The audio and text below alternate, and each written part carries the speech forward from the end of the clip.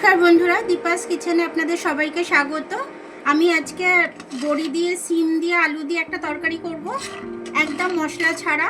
সেটাই আপনাদের সাথে আমি শেয়ার করব। এখন বড়িটা আমি ভেজে নিচ্ছি, দেখে নিই।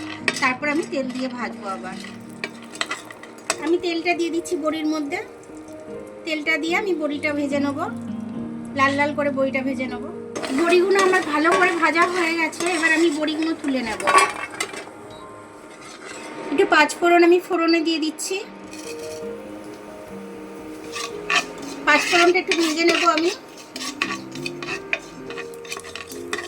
পাঁচফোড়নটা আমার লাল লাল হয়ে গেছে। এবার আমি সবজিটা দিয়ে দেবো। সবজির মধ্যে আমার কিছু নেই, কাঁচা লঙ্কা রয়েছে আর সিম আর আলু রয়েছে। এটাই আমি দিয়ে তরকারিটা করব। নুনটা দিয়ে দিলাম। এবার এটাকে আমি ভালো করে একটু নেড়ে নেবো।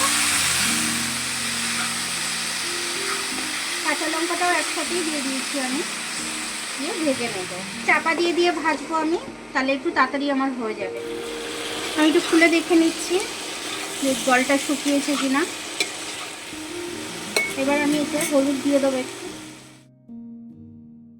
করে কষে নেব। কষে নিয়ে আমি জল ঢেলে দেবো। এতে কিন্তু পাঁচফোড়ন আর কাঁচা লঙ্কাটাই দেওয়া আছে, খেতে তাও কিন্তু খুব দারুণ হবে। বড়িটা দেবো, দুটো টমেটো দিয়ে দিলাম। জল দিয়ে দেবো এবারে, বেশি ভাজবো না, কারণ আমার আলু টালু সবই সেদ্ধ হয়ে গেছে। এবার আমি জলটা দিয়ে দিচ্ছি। খুব বেশি জল দেবো না, আমি তো মাখো মাখো নাবাবো, কিন্তু এটা ঝোল করবো না, মাখো মাখো নাবাবো। সে কারণে আমি অল্প, খুব বেশি জল দিলাম। বড়িটাও একবারে আমি দিয়ে দিলাম। এবারে আমি সব কিছু দিয়ে চাপা দিয়ে দেবো। এবার চাপাটা দিয়ে দিচ্ছি। এবার আমি এটা খুলে দেখে নেবো একটু। টমেটোটা তো গলে গেছে, টমেটোটা ঘেটে দেবো আমি। এবার ভালো করে এটাকে আমি ঘেটে নেবো একটুখানি চিনি দিয়ে দেবো। যেহেতু নিরামিষ তরকারি, একদম পেঁয়াজ টিয়াজ কিছু দিইনি আমি, এতে অল্প করে একটু চিনি দিয়ে দেবো। 1 চামচ মতো একটু চিনি দিয়ে দিলাম।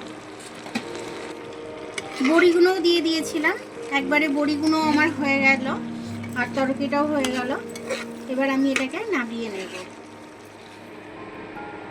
দেখুন আমার নিরামিষ তরকারিটা, এটা সিম দিয়ে আর আলু দিয়ে করেছি আমি, আর দুটো টমেটো দিয়ে দিয়েছিলাম, তাতেই খুব টেস্টি হয়েছে। রুটি দিয়ে খেতে খুব ভালো লাগবে এবং গরম গরম ভাত দিয়ে খেতেও খুব ভালো লাগবে। শীতকালে রুটিটাই খুব বেশি ভালো সবাই খায়, তো রুটি দিয়ে এটা দুর্দান্ত লাগবে খেতে।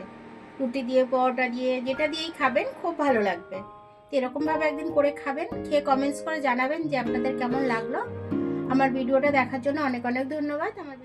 আমার ভিডিওটা যদি আপনাদের পছন্দ হয় তাহলে লাইক, সাবস্ক্রাইব, বেল আইকনটা একটু টিপে দেবেন। আর যদি ফেসবুক থেকে দেখেন তাহলে লাইক আর ফলোটা একটু করে দেবেন। আবার কাল দেখা হবে নতুন রেসিপির সাথে। ততক্ষণ আপনারা ভালো থাকবেন, আমি আসছি।